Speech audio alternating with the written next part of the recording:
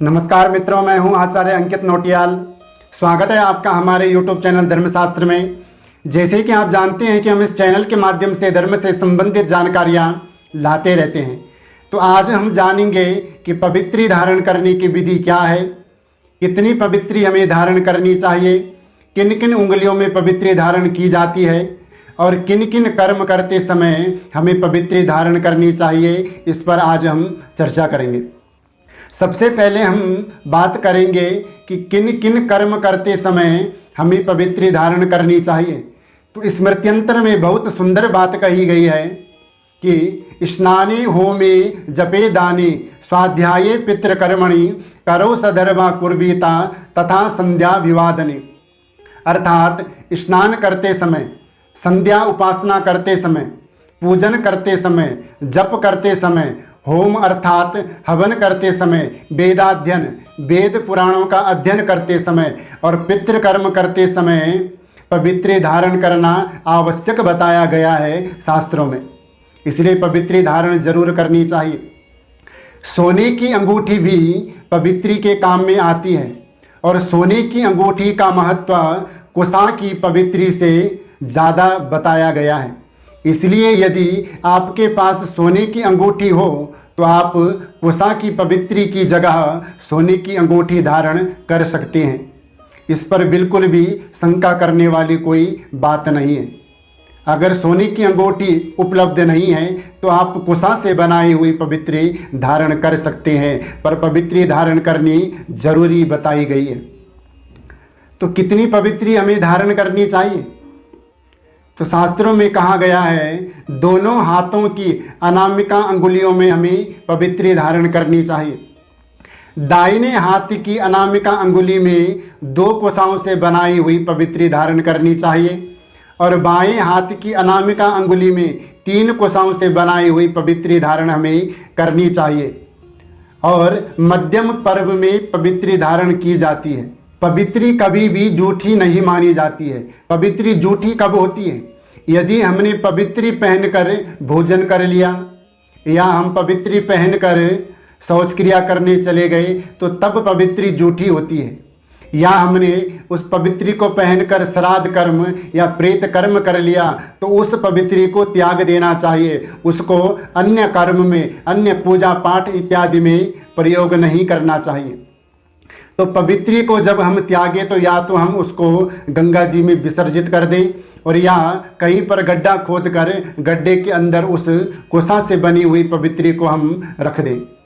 क्योंकि कई लोग क्या करते हैं कि कुशा की जो पवित्री होती है उसको उतार करके और फेंक देते हैं।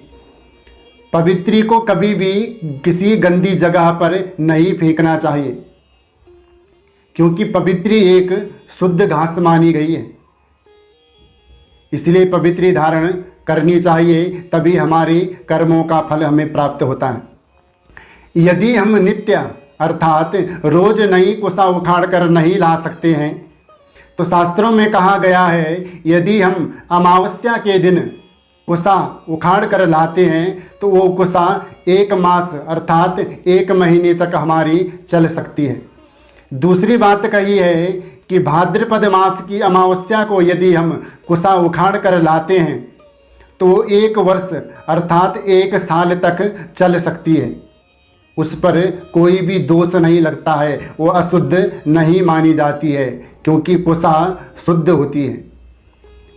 इसलिए अमावस्या वाले दिन आप कुशा उखाड़ कर ला सकते हैं। तो कुशा उखाड़ते समय हमारा मुंह किस दिशा में होना चाहिए?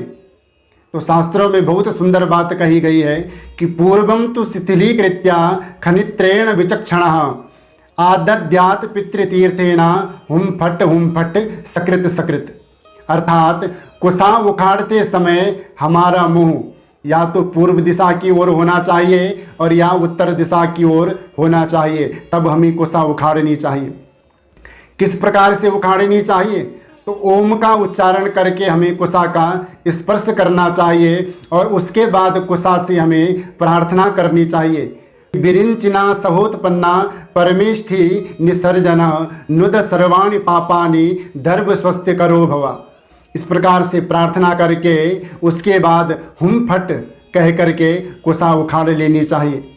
इस प्रकार से कुसा उखाड़ कर अपने घर में लानी चाहिए पूजा पाठ इत्यादि के लिए। किस कुसा का हमें अपने पूजा पाठ इत्यादि में प्रयोग करना चाहिए?